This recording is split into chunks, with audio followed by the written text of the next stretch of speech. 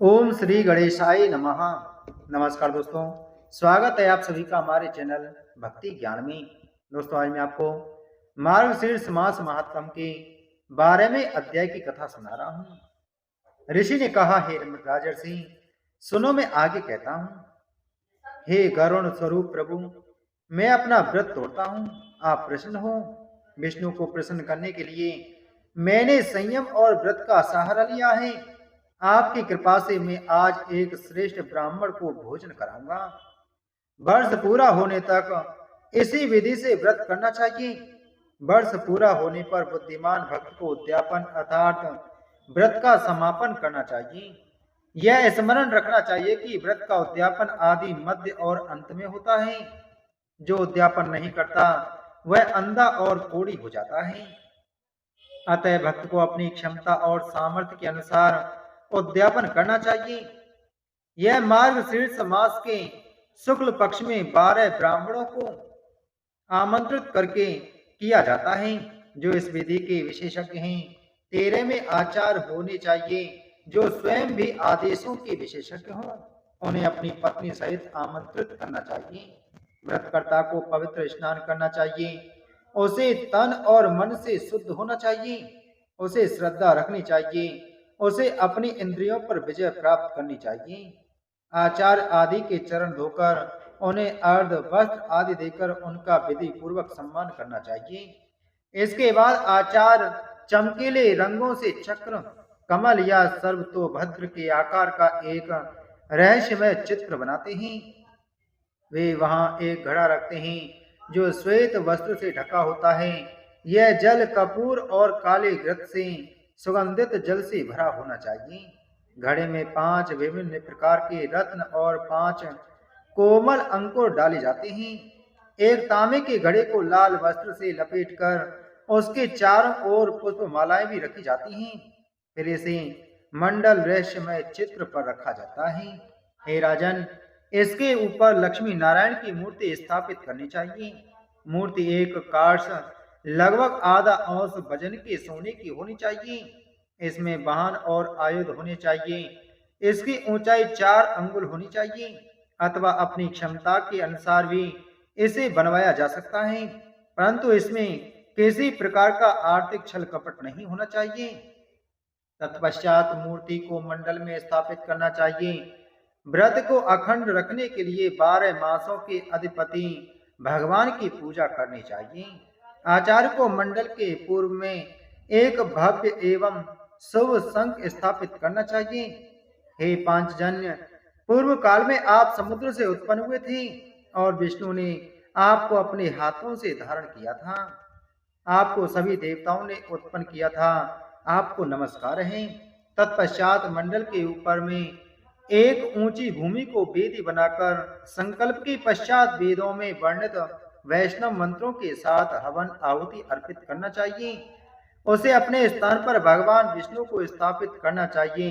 उसे भगवान हरि को स्थापित करना चाहिए और पुरुष सूक्त तथा प्राणों के शुभ मंत्रों से उनकी पूजा करनी चाहिए। अनेक प्रकार के मिष्टान नैवेद्य के रूप में अर्पित करने चाहिए। धूप दीप तथा अन्य नैवेद्य अर्पित करने के बाद नीराजन संस्कार करना चाहिए। यक्ष कर्दम, कपूर, अगर, कस्तूरी और कक्कोल एक प्रकार का पौधा जिसमें फल ओम मोम जैसे सुगंधित होते हैं का मिश्रण से पूजन करने के बाद कल्याण हेतु शुभ मंत्रों का पाठ करते हुए ब्राह्मणों के साथ परिक्रमा करनी चाहिए।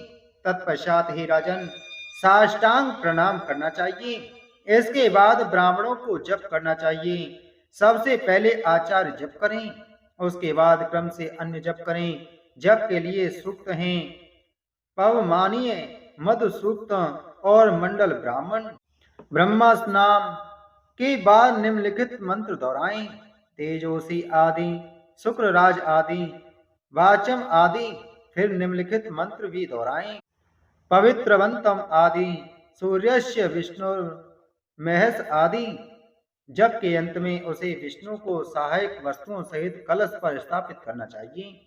सूर्योदय के समय विधि पूर्वक होम करना चाहिए। सर्वप्रथम कलश स्थापित करना चाहिए। विधि पूर्वक पूजन के पश्चात भगवान की स्तुति करनी चाहिए। तत्पश्चात आवश्यक चारों के साथ होम करना चाहिए। यज्ञ की अग्नि प्रज्वलित करनी चाहिए और अग्नि देवता से संबंधित अनुष्ठान अपने गृह सूत्र में वर्णित विधि से करनी चाहिए। भक्त को 2 प्रकार के चारू बनाने चाहिए, अर्थात खीर और वैष्णव चारू। तत्पश्चात कर्मकांड की सिद्धि के लिए घी में भिगोई हुई पलाश की एक बांस लंबी टहनियों को इदम विष्णु मंत्र का उच्चारण करते हुए अग्नि में समर्पित करना चाहिए।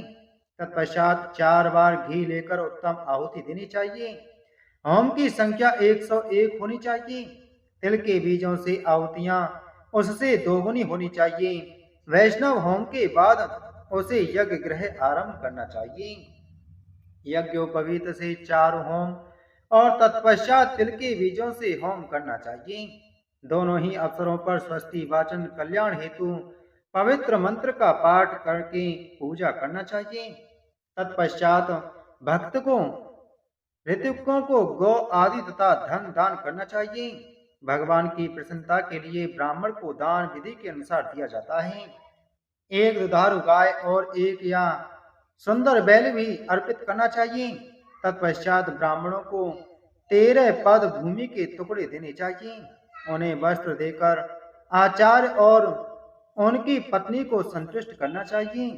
उन्हें तुला पुरुष आदि 16 प्रकार के महान दानों से संतुष्ट करने के बाद उन्हें अनुयायियों को भी संतुष्ट करना चाहिए और जल से भरे तथा वस्त्रों से लिपटे 25 घड़े समर्पित करने चाहिए। जब ब्राह्मण व्रत तोड़ना हो जाए तो उसे रात में और दान करना चाहिए। बंधुओं को उनकी पसंद का भोजन देना चाहिए। फिर उसे पूरा बर्तन आचार्य को दान के साथ देना चाहिए। पूर्ण कलश अर्पण करने से मनुष्य का कार्य सिद्ध होता है। उसे उपवास व्रत का फल तथा तीर्थ स्नान का फल प्राप्त करना चाहिए। उसने ब्राह्मणों से वार्तालाप किया है, अतः उसे उसका पूरा लाभ मिलेगा।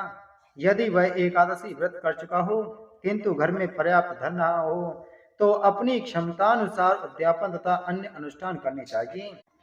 इसी प्रकार वर्ष पूरा होने तक इसी विधि से व्रत करना चाहिए। वर्ष पूरा होने पर बुद्धिमान भक्त को उद्यापन अर्थात व्रत का समापन जरूर करना चाहिए। ऐसा करने से एकादशी व्रत का संपूर्ण फल उसे प्राप्त हो जाता है और भगवान की विशेष रूप से कृपा प्राप्त होती है। इस प्रकार अखंड एकादशी व्रत का संपूर्ण वर्णन आपसे किया गया। इति श्री स्कंद पुराण के वैष्णव खंड के मार्गशीर्ष महात्म का 12वां अध्याय संपूर्ण हुआ। बोलो मार्गशीर्ष मास महात्म की जय। बोलो विष्णु भगवान की